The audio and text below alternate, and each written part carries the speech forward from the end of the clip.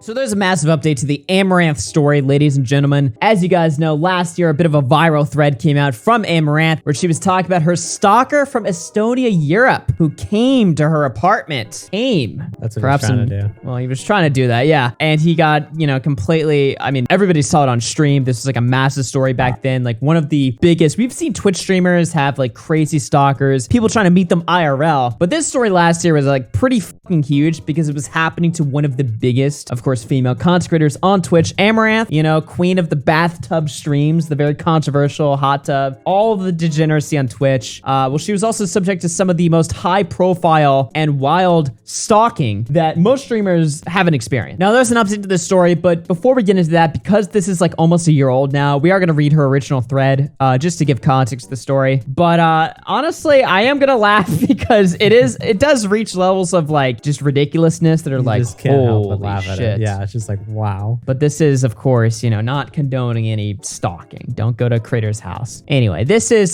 from her personal account. Of course, don't forget to subscribe to the channel. Only 50% of you guys are subs, so subbing helps out a lot. But anyway, let's get on with the video. My stalker traveled from Estonia, Europe, and came to my city, camping out in a hotel with line of sight to my P.O. box, and spent over a month camping out daily at a Starbucks next to my P.O. box. 44 days, 33 minutes. He psychotically streamed every minute of his excursion, internet signal permitting, everything in real time on Twitch. Twitch allows this? Yeah, I guess. Typically at 0 viewers, but growing as he gained notoriety. His account would get taken down. But he would just make another, maybe using the same alias N+1, ticking up the numerical suffix in his screen name methodically almost. Okay, this is such an easy problem from Twitch's POV to ban him if he's using the same damn name. Just fucking IP ban the guy or some shit. Holy fuck. Yeah. How is this even happening over and over again? By his own admission, he went scorched earth and sold everything and left his life in Europe to come here on a hopeless and self-destructive pilgrimage. He hawked his worldly ties, selling his house, his car, all his possessions, even his fucking cat. Holy shit. All by his own admission and in a series of publicly posted and privately detailed vlogged videos. Almost a manifesto.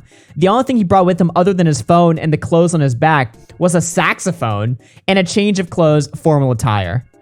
The saxophone would appear in a few live streams of himself playing in public places across Houston, serenading no one in particular. She just roasted the shit out of him. Nobody. Like nobody cared about Nobody music. gave a fuck. This crazy guy. It allowed him to carry around occasionally a saxophone case, though. It made me very nervous. Was this plausible deniability to carry the case around, and when the time came to switch it out with a more lethal instrument? I tried to be clear while he was in my Twitch chat. I'd clearly state I don't want him to come, don't want him to meet. He'd say, liar, liar, fiance. That's fucking creepy. That's cringe. And well, Okay, great. if you wanted a visual, picture, though we don't see his face, here you can see the body of the stalker, which is just crazy. He made dancing videos reminiscent of the Buffalo Bill dance scene in Silence of the Lambs and kept sending them to me. He adopted / took in a feral cat while in Houston because it reminded him of the cat he sold / got rid of to make his journey here. The whereabouts / fate of the cat. I like how she says fate of the cat. The fate of the poor cat. Yeah, only one's imagination can, picture what could be going on there. The whereabouts and fate of the cat he said goodbye to it on one video are unknown. He was here for at least 44 days, according to his vlogs and live streams. On Monday the 13th, he streamed himself as was his routine, but he was dressed up and ominously carrying around his musical instrument case. Contents unknown at the time. He changed the formal attire he brought and made the last mile to my residence. He cased the vicinity for 30 minutes. Cops declined to act. He streamed himself outside, slinking around, mumbling about how he knew it was wrong, but I have to. Wow, the cops declined to act. Another instance of cops just being useless. Yeah, obviously her story, it's not all hearsay because he was streaming this himself. And I remember I covered this actually a year ago on my personal channel, and we actually went through some of his VODs, and they were just as deranged as she's describing. But yeah, I can totally believe, even if there wasn't evidence of the streams, that the cops, come on. Cops don't give a fuck about swatting, about all kinds of horrible shit that happens to streamers. Some do. To those of the cops that have caught up with the last 30 years of bullshit, You know, we salute you, heroes of the justice system. But to the rest of you guys, which is most of them, they fucking suck. They actually suck, and they don't care about the internet at all. I'm going into a rant, personal rant, but yeah, they don't give a fuck about the internet, and right. they have no interest in learning about it or updating. Yeah, they just give you a blank stare. Like if you try to explain it at all to them, they just do not care. If you tell them your job is online, they think that you're retarded. They don't understand it at all. Yeah. It's just ridiculous. Anyway, personal rant aside. When he started trying to break in / gain entry, I called 911. Dispatch was rude, cutting me off, putting me on a hold. It took 33 minutes from calling 911, having previously already explained the situation of the closest PD branch, for the first responders to arrive. Unknown to the stalker, an armed person or a group of people, some who I employ, had been over at my house for protection, heavily armed behind cameras, security systems, and big guard dogs. I didn't want to be responsible for what would happen if he forcibly gained address, and with the apparent lack of motivation for law enforcement, at least the news regarding shootings, to intercept / engage at I think this was close to, because she's in Houston. This is when, Uvalde? Yeah, I think this was around the time Uvalde happened. Okay. To intercept / engage out of fear for their own lives, I saw it as the only real option I have. He did end up getting arrested / detained. The embassy was contacted, and he is currently not in Houston. That is all I can say for now. So this thread was put up last June, about 9 months ago, June 15th, 2022, almost exactly 9 months ago. And then last week, now in March 2nd, 6 days ago, update thread with more pictures, because we love pictures here. While I was on the boxing press conference Monday, my team notified me that my stalker from last year, the one from Estonia, was back and was trying to break into my house again. 9 months later, he started by trying to sneak in behind one of my house staff, but had the door shut in his face. He then left, only to return 4 hours later and try to get in again. Failing that, he paced back and forth at my front door for 20 minutes before leaving a package and a key. I have no idea what for. A key to his heart. Fucking crusty. Jesus. People were notified since restraining and trespass warrants have been breached, but per usual, it's we have to wait and see what else and what he does. They have to wait, even though they have supposedly 9 months of evidence. Yeah, well, we have to wait. We have to wait and see what he does, even though he's come up to my door, left things on my door, try to literally break into my house, has been arrested previously. Yes, and there's a restraining order, but no, we can't do anything. Traveled halfway across the world. Yeah. Okay. Even though he has literally already broken the law, given his coming back to my premises after criminal trespass was issued when he was detained the first time. Well, this tweet then came out this morning at 10:20 a.m. He came back a few more times, so this is a week later. But we finally got the cops here, and they chased him around a little. He tried to power walk inconspicuously away before putting him in the back of a squad car and driving off. And of course, we have pictures here. Now his full face. And yeah, you can see right here from the garage. I don't know how long they will hold him for this time. It's only took him coming 5 times that I know of in a week with a criminal trespass warning before they elected to arrest him versus driving him to the edge of town. Ladies and gentlemen, we got him. So I think she's implying there that the other 5 times they just drove him to the edge of the town and just dropped him off.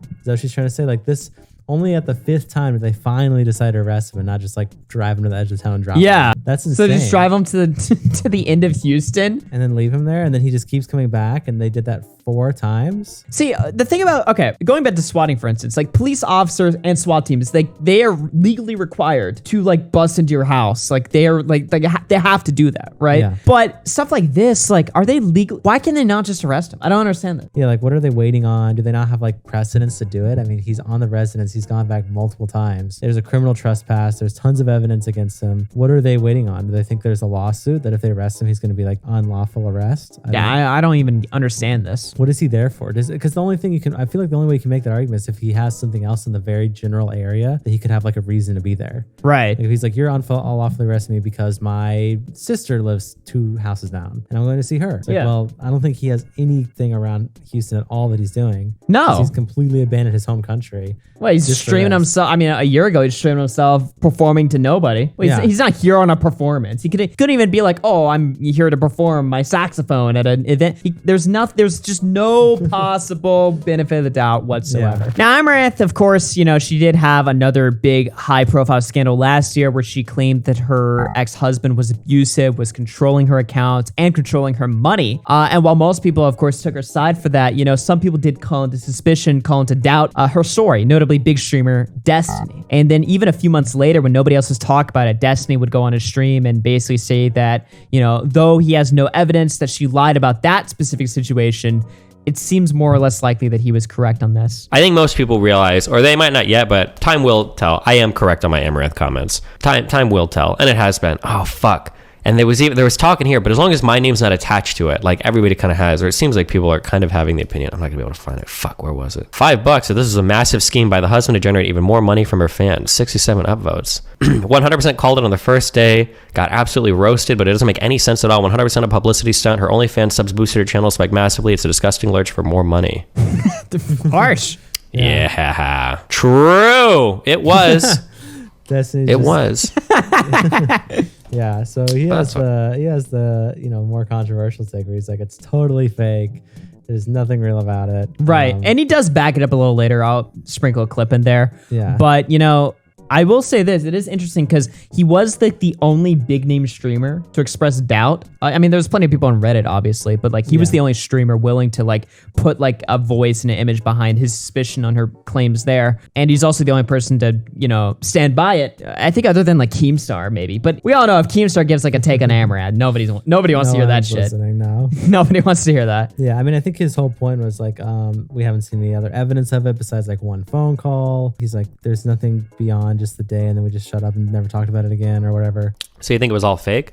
No, I think their relationship was probably like a little bit tumultuous, but I think that like it's been dramatically misrepresented to the public. It's not even like a controversial take. It's like so obvious. Like to anybody whose like mind isn't poisoned, seeing like a fucking woman cry, it's like, it's just so obvious, right? You've got a one-sided phone call, no compelling evidence released. Nothing even really makes sense. Like, oh no, he has all my accounts. Bullshit. You're the #1 fucking creator on OnlyFans. You're telling me you can't pick a phone up and literally get everything changed in your account in 2 fucking seconds? You're worth over $10 million and you can't call the bank and say somebody has my fucking account password? I don't believe it for a fucking microsecond. Not even for 1 microsecond do I believe any of that fucking shit, obviously. But no, now I don't want to talk. Yeah, fuck. Don't even say clip and shit, but fuck off. No, hold on. Don't bait me into talking about this shit. Because then people think I talk about it all the fucking time. It's just obviously like, so everything about it was so fucking painfully fake, like so obviously fucking faked. But people believed in the most sensational story of all time with zero evidence. It disappeared in 2 days. Like, it's unbelievable. I don't know. It's obviously probably a complicated story. I have no idea about if it's real or not, but a lot of people did come out and were like sussed about it. They're like, this just seems convenient, but I don't know. It's definitely weird. Regardless, she's been dealing with a lot of insane shit. I think the stalker thing is definitely probably real. If she has like police, because that's such an easy story for her to prove. She has recordings of it. The guy streams himself. He comes in her chat. That story seems real. She would have to like pay someone to like do all of that acting for a long ass time. Yeah, acting that. But he's not getting arrested though. Maybe that's why. That's the fucking conspiracy, dude. I'm just kidding. It's probably real. It's probably fucking real. That would be hilarious. Could you imagine? Because it's like, but also I could also believe the police are that incompetent. That's the thing that makes her story believable. There is plenty of historical, evidence of cops not giving a fuck about streamer issues, whether it's people going to their house, swatting, stuff like that. Not even just streamer issues, just any in general. Yeah. Cops are usually pretty incompetent. So it could, exactly. Anyway, guys, let us know what you guys think down below in the comments. Very interesting stuff going on here. Some wild stories nonetheless, everyone.